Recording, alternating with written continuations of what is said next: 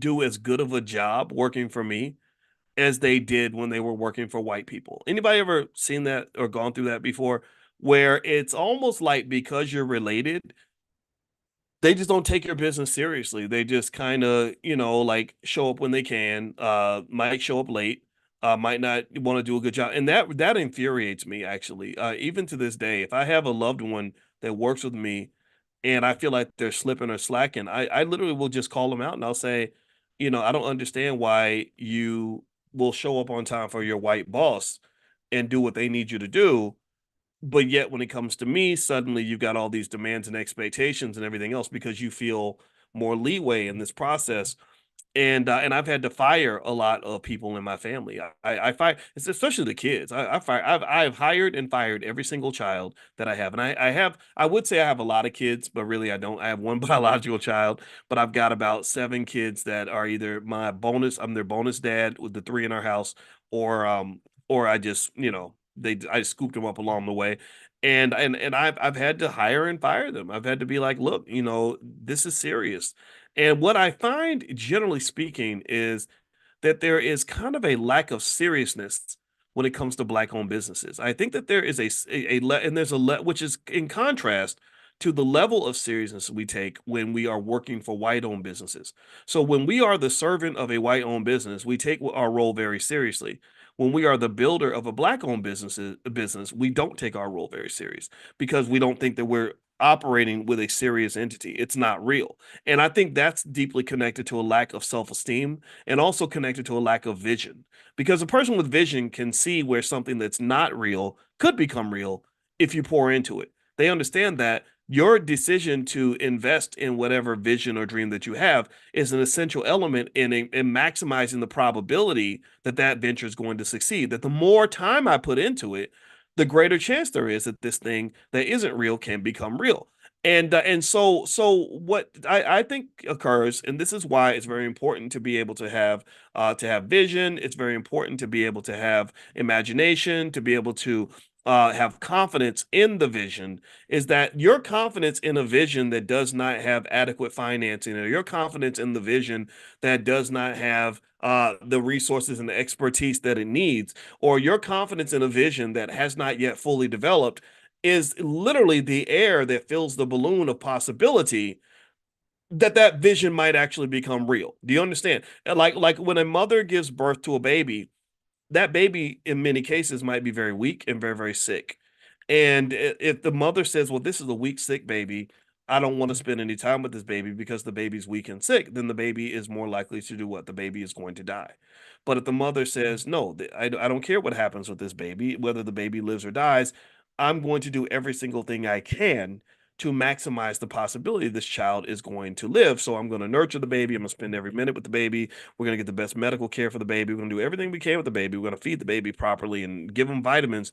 Then the baby may still not live, but at least you have maximized all of the effort required to give the baby a chance to survive. Our black owned businesses are our babies, and it all comes down to love. Just like with that baby, it's about love and connection. If you're connected to the baby and you love the baby, which is a very natural process, right? Women have lots of oxytocin receptors, and oxytocin tends to spike during pregnancy and also during sex. That's why you got to be really careful about types of men that you sleep with. You ever see a woman that sleeps with like a terrible man, and next day she wants to like wash his dirty drawers and give him the keys to her car? That's because oxytocin builds like connection and trust. They call it the bonding chemical. But anyway, so oxytocin levels are high when she has the baby, which forms this natural deep connection where she would literally die for this child, and that is what allows the or maximizes the probability that baby's going to live. So it all comes down to love, the power of love. So what I would say to you is that before we talk about all the fancy financial concepts and all the four syllable words in economics that you should definitely want to learn, I want you to talk about that one four-letter word called love. What do you love? Do you love yourself? Who do you love? Do you love your community? Do you love your family? Do you love your legacy? And if you don't love those things, then how do you fall in love with those things? And then also, I dare to say that you really love white supremacy. I think you really love the world that you live in. Like you love that. Like you're used to that. It makes sense to you, right? So I would say to you that when you're talking about the chances of black-owned businesses surviving, we have to have the love for those institutions, but then also we have to transfer the love. The love also has to be intergenerational because one of the biggest things and people don't talk about this much, one of the biggest things that happens with black-owned businesses is that a lot of black-owned businesses die because the children don't want to be involved with the family business. They'd rather just go get a job working for white people. They feel like that's more stable, that makes more sense. They can get more money instantaneously. I knew a guy who was pretty successful and he had a nice business, but he didn't have millions of dollars, but he had a good solid business that was making $2, $3 million a year. And he tried to get one of his kids to come and work with him, and she didn't want to do it because she wanted, I think she wanted $7,000 a month. And he said, I can't pay you 7,000. I can only pay you five. And she was like, well, I'm sorry, I can't work with you, Dad, because I gotta go and do what's best for me. And so he's like, I have nobody I can pass my business to because my child doesn't even see any added benefit for working with her dad because she's working with this brand name corporation making $2,000 a month more than I can afford to pay her. So she doesn't understand the amount of wealth she can acquire over time by taking slightly less pay and continuing to build this multi-million-dollar business, which she will own once I'm gone. But she sees none of that because she doesn't see wealth. See, you don't understand. A lot of people don't have wealth because they can't even see wealth. They can't even, wealth is invisible to them. The only thing that they can see is the paycheck. Tell me if I'm lying. Give me a yes if you understand what I'm saying here. A lot of people pass wealth because they do not see it. People, if you don't understand the power of ownership, then you won't see it. Somebody can say, well, okay, well, I can either give you a paycheck for 70,000 a year, or I can give you 3% ownership in this $10 billion company. A lot of people are gonna be like, oh, well, give me the paycheck. I need the money. That's two things. That's a lack of vision and it is short-sightedness. So either you can't see or you are short-sighted or both. You definitely can't, you're definitely blind when it comes to being able to see long term. Like you're like I am. I can see things that are up close, but I can't see stuff that's like more than 15 feet away. If I get in my car driving without my glasses, somebody's gonna get hurt that day. So some people, they are, I don't know if you call it nearsighted. Is it nearsighted? Am I nearsighted? Let me know if I got the right terminology. I can see stuff close, but I can't see stuff far away. Is that what it is? I'm nearsighted. Yeah, we got a lot of people that are economically nearsighted. All you can see is what's happening right now, how big your check gonna be next Friday, and you can't see like this idea that that in 20 years you'll be a multimillionaire because you're playing the game of survivalnomics and not playing the game of powernomics. That's what you're doing because powernomics is a game that can only be played by people who can see long term. Investing is a game that can only be played by people who can see down the road. Why can't you see down the road? Well, I have some theories. You want to hear them? Here they go. One could be, and this is very real. We go through a lot. I think as black people, I think a lot of us, not all of us, but a lot of us just go through stuff where you are just in survival mode all the time. Your cortisol levels are way up here. That's why we die so young, and just the stress and the drama and the trauma and the chaos. And so I get it. It's like, man, I can't be thinking about 20 years down the line. I got to think about now. How am I going to make it till next Tuesday? Okay, I get that. That's true. That's where Maslow's hierarchy of needs comes into play. We've talked about Maslow's hierarchy and getting up the needs ladder so you can focus on the bigger picture, right? You can't operate at a high vibrational frequency until you deal with the lower level needs. Like for example, I can't talk to you guys about finance and investing and wealth building if I have to like go pee and I'm hungry, right? So before I came in here to talk to you, I used the bathroom and I ate a banana. Here's the other. I got two bananas, so I ate a banana and I went to the bathroom because if I was hungry or had to pee or if I was sleepy, I I wouldn't be very good at talking about these things. Do you understand? So that's true, 100%. But then what else happens? Well, another reason I might be nearsighted and not be able to see what's down the line is if I am not aware, if I'm not uneducated. If I have no vision, it's because I've never seen the vision. We tend to be able to visualize and see things that we've already seen. That's why exposure at an early age is so important. That's why I tell you, I encourage you, I beg you, like if you're coming to class every day, bring your kids if you can. They're going to learn a hell of a lot more from me than they will from that teacher from the suburbs. I can promise you that right now. This is where I get a little cocky. I know my stuff. So a lot of times You don't invest in something that you can't see or something that you don't understand. Seriously. So if somebody came to you and was like, "Yeah, give me your last $2,000 and I can invest in a mine that's going to dig up gold doubloons in Southeast Asia and it's gonna make all this money," you'll be like, "What are you talking about? Like, I don't know anything about no gold doubloons. I don't know nothing about whatever, right?" And so you're not gonna participate naturally because you haven't been educated on, you haven't been exposed to it. In Chicago, it's crazy. There are kids that live in the south side and the west side of Chicago who've never even been downtown. We have a whole road called Lakeshore, and Lakeshore Drive runs along the lake. That's why they call it Lakeshore. And it's like a few miles from these kids' houses. A lot of them have never even been to the beach or to the lake or to downtown. They've never even so a lack of exposure is huge in terms of a lack of vision. It's hard to see things you have not seen, if that makes sense. A lot of times the inability to become a wealth builder comes down to those two main things. Either you're doing survivalnomics or you just don't have any vision because you haven't seen things that are big or far. And the thing about good investors is that investors tend to think big and they also tend to think long. And when you're thinking big and you're thinking long, what happens is it takes longer to develop something, but once you get it done, it's huge, it's massive.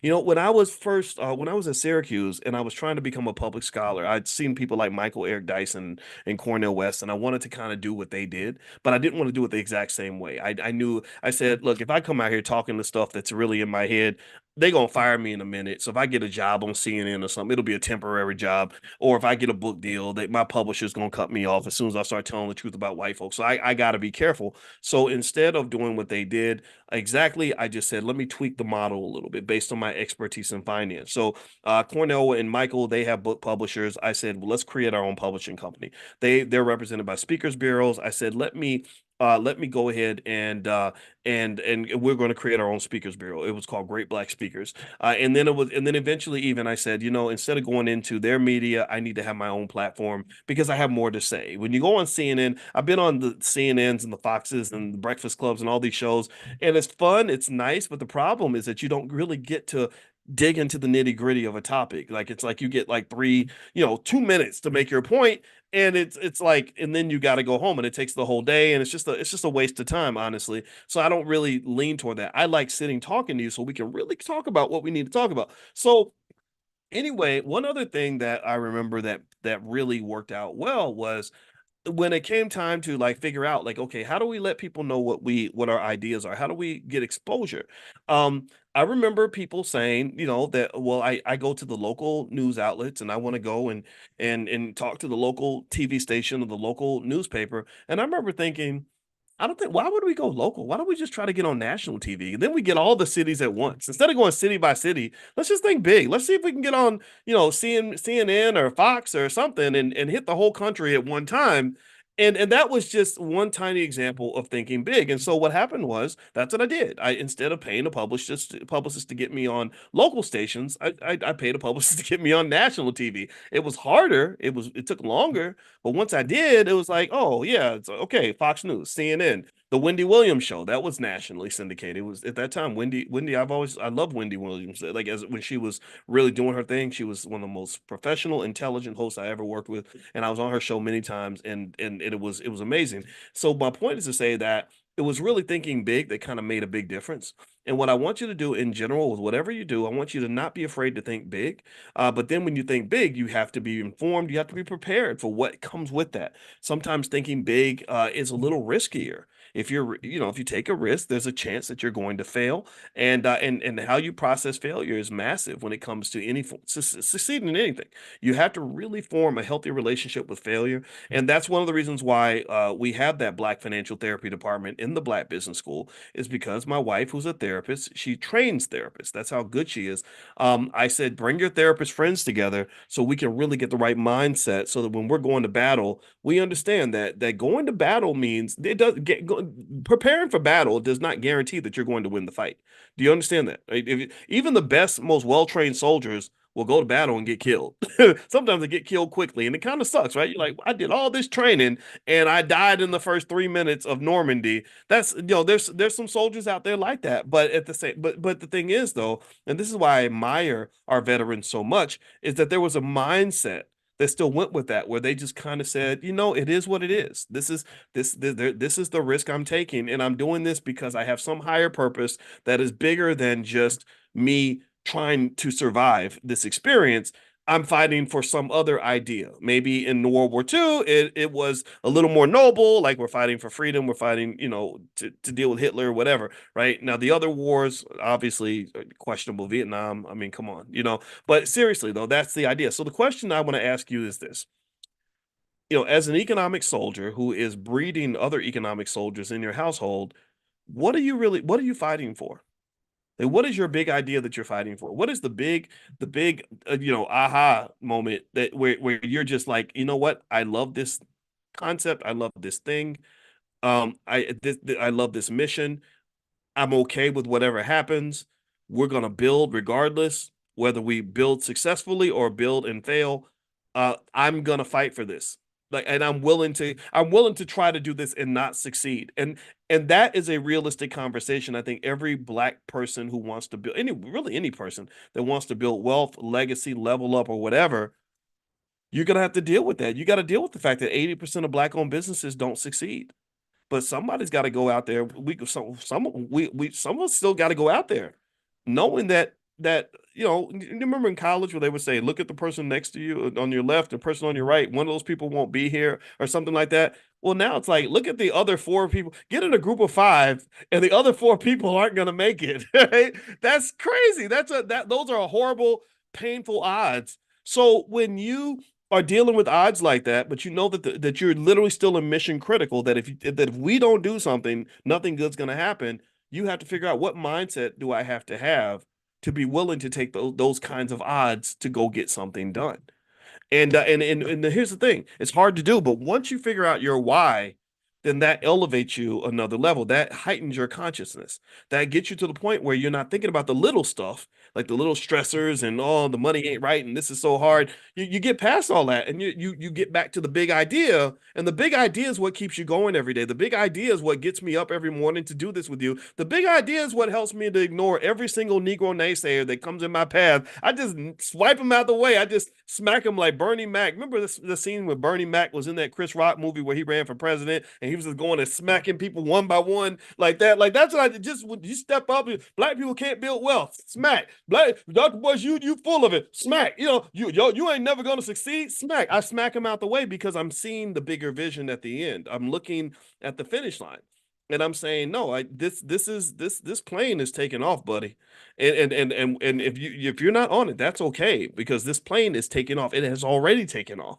And it's going to go 10 times higher than it has so far. So get on your plane, figure out your why. Like, if you have your why, if you know why you're doing something, then what happens is that naturally, instinctually, the what and the how just kind of fill themselves in. And that's what you do with children, right? You do with kids. You give them, you explain to them, like, this is why you want to be an investor. This is why you want financial security. This is why you want to own your own business. This is why you want to own real estate. If you just give them the why and they fully buy into the why on a deep subconscious level, culturally, then they're gonna get the what and the how on their own. They're gonna go. There's a kid. I'm gonna tell you this true story. You guys know I went to Ohio State. That's where I did my doctoral work. Um, there was a guy I met who was a 30-year-old millionaire, and I remember I asked him, I said, how did you become so wealthy at such a young age? And he said, well, when I was a kid, my father used to tell me, any black man who wants to be free needs to start his own business. And I said, well, did your father ever start his own business? He said, no. He was a truck driver and he worked for an employer. He said, but he used to always say, every black man who wants to be free needs to start his own business. So what happened was, when this kid got to Ohio State and they said, well, what do you want to major in? He said, well, my father always said that any black man who wants to be free needs to have his own business. So I think I'll be an entrepreneur. So he learned the what and the how at Ohio State, but his father gave him the why. Like, the why you're doing something is the engine that propels you forward. That's your thrust. That's your lift and your thrust. And then the what and the how is kind of the navigation. And so you use the airplane analogy, and you're trying to go somewhere far, and you're flying through turbulent weather. If you have a lot of thrust on that plane and a lot of lift on that plane, then that plane has a lot of potential. But then once the potential's there, you fill in the blanks with the navigation. You say, okay, now what are we going to do with this extra energy? And that's the other thing too. A person whose why is deeply embedded in their soul. Like if you just deeply on a subconscious and just on a almost like a spiritual level understand why you're doing something, why you have to fight, why you got to figure it out, why you got to keep going, then that airplane can handle a lot of weight. Like you can have, remember I told you the four forces on the airplane: lift, thrust, and then the negatives are weight and drag. So the people around you, or the negatives, or the negative energy, or the obstacles, or the or whatever, the discouragement that you might experience, or the distractions, that is your weight and that is your drag. A plane that has, if your Y is really strong and your engine is strong and you have a lot of lift and a lot of thrust, then the weight and the drag isn't going to bother you that much. And if it does bother you too much, you throw the weight off the plane. That's where you focus. That's where you just say, I'm not talking to you about my grand vision because you just don't understand it. Apparently, you're just someone where I'm going to have to show you. And then once I show you, maybe I'll educate you. Maybe you'll see possibility now because I accomplished something that you told me was impossible. I did this. I'll share this last example, and then we'll finish up for today. When I was in college, my freshman year of college, I kid you not, it was the weirdest experience ever. I was at University of Kentucky, and I remember I had been I was absolutely mortified when I first started college. I mean, scared to death. And the reason was because number one, I had a baby. My girlfriend was pregnant during my freshman year of college, and I didn't tell my parents. And I didn't, and I didn't have any money, and I was scared. I was just really, I didn't know what to do.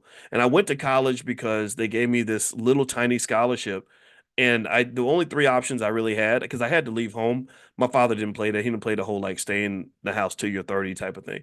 And so I had to leave home. So the three options I had was to either go to the military, and I almost did. I actually met with the Marine recruiter, and where he messed up was he lied to me, and I wasn't stupid. I was smarter than I thought I was, and I just connected the dots, and I said, well, if you lie to me about this, you lie to me about everything. So once the trust was gone, I didn't want to sign anymore. And so and I'm glad I didn't because that was when the Gulf War started. And thank you to those of you who served. I didn't want to go across overseas to fight. Um, but anyway, so so my only options were to go to military, or continue my job at Taco Bell. I worked at Taco Bell. I probably made about $4 an hour, and I didn't see a lot of future with that. And I also realized early I didn't like being like told what to do. I didn't like being yelled at and disrespected. So college was the only third option, and I was like, okay, let me just figure out this college thing. So I got to college. I had no place to live. I had no money in my pocket. I remember walking around campus with this very nice lady named Joyce Beatty, who was trying to help me like figure out how to get a job at like Bojangles or Popeyes or something, so I could make some money to just survive. It was a very scary time, and I remember that that one thing I figured out was that college was really the best thing that I could do to improve my future. I said, I don't know what I'm going to do with my life. I don't know how I'm going to figure this out, but I know I need an education to do that. Right. So I was leaning kind of on those core values. Well, anyway, I remember that when I got to campus, and here's the thing, here's one little superpower I had that I didn't know that I had. I didn't know I had this, but growing up in a tough environment, in a strict environment with my father, made me a very determined person. I'm very, I like to say I'm a very tough man in the sense that, you know, you can't, I get really focused, and I don't back down from stuff. And so I said, okay, I think I can figure this out. And I remember going to campus, and I was fired up. I was like, I'm gonna figure out how to do well in school. And I remember because I was in high school, I was on the track team, and I was the captain of the track team because I worked so hard. I wasn't the fastest. And I just took that same mindset and said, I'm gonna apply that same energy to academics. I'm gonna figure it out. And I remember, let's check this out. So this is what I want to get to when I talk about people that just don't have vision. I I was talking to this lady, um, that was a black lady who worked at the Center for Minority Students. You know, they always have those little minority centers. They don't have them no more because DEI is now dead, but back then they did, and it was to kind of help the black students keep from dropping out. And this goes back to what I was talking to you guys earlier about the curse of low expectations, because I remember the standard was like, we just got to make sure you have above a 2.5 GPA. And that was what they kind of expected every black student to aim for. And I told this lady, I said, I want to make straight A's. I think I can make straight A's. I think I can make straight A's all the way through college. And I'll never forget when she said, if you think you're going to get out of this university without ever making a B, you in for a rude awakening. Like she said it like it was impossible. Like it was absolutely impossible to do. And I remember thinking at 18, I remember thinking, but white kids do it. If white kids can do it, why can't we do it? Like none of us can do it. Now, mind you, I didn't get out of college without ever making a B. I did make a couple of B's. But still, I was like, I remember being furious at this lady, like you old dumbass. You know, I was mad. I was really mad. And then there was another person, another black person. These are the people that are there to help you. They're helping you have realistic expectations. And the thing is, I'm gonna say this at the risk of being arrogant. They didn't know they were talking to Dr. Boyce Watkins, right? They thought they were just talking to some regular dude. Like, no, I wasn't trying to be a regular guy ever. So this other guy said the same thing. I told him I wanted to make straight A's in my freshman year. And he literally told me that it's impossible. He said, you can't make a 4.0. That's not possible. And I was like, what? No, it's possible.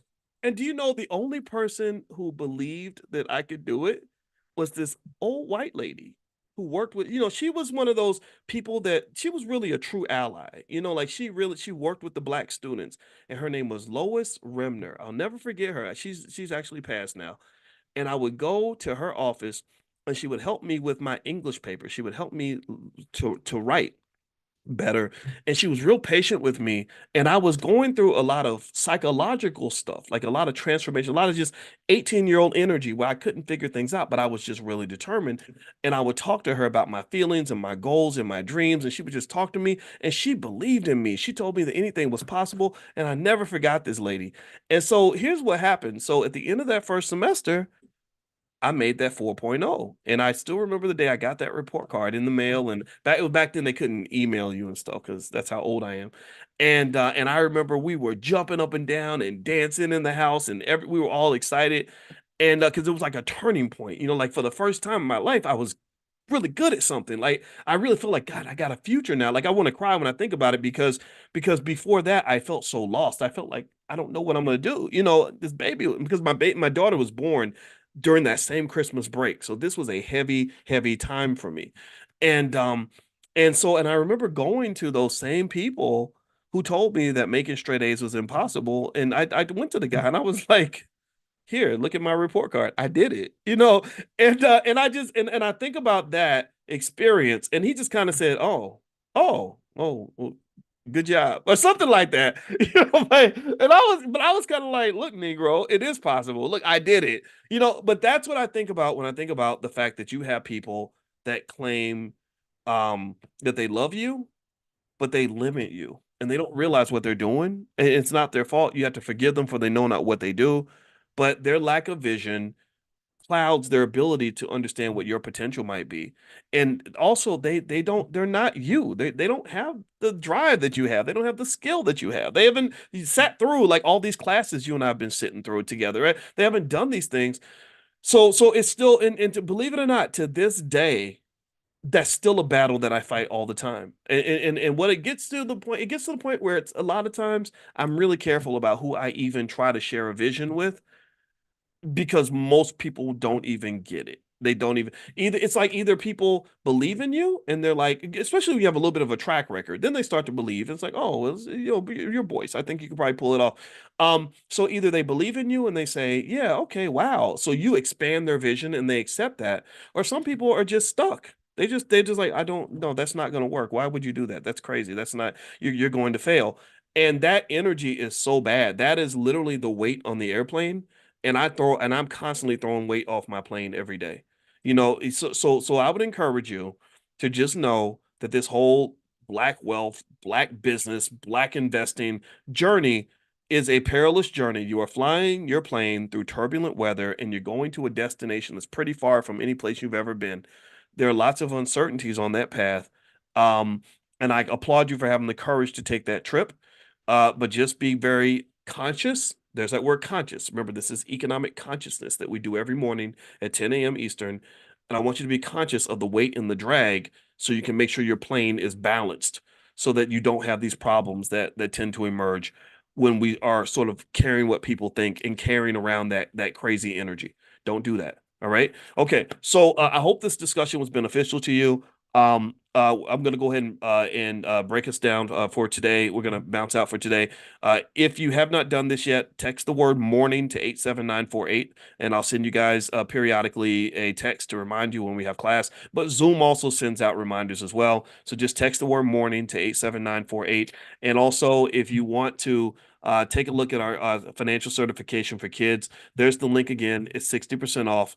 I put that in the chat, so feel free to take a look at that. And if you want to get your kids ready, we have plenty of tools for you in the Black Business School. And last but not least, don't forget the Stock Options Summit is going to be in Los Angeles, April 19th and 20th. So it's going to be a bunch of us getting together and doing nothing but stock options the whole weekend. Stock options will change your life. I promise you, it's amazing. I do stock options every week pretty much. Mondays are my day where I collect my little paycheck from selling my options. It's kind of cool. So if you'd like to learn more about that stuff or come and join us in LA, just go to stockoptionssummit.com, stockoptionssummit.com. Okay, guys, have a good day. See you tomorrow. Bless you. Love you.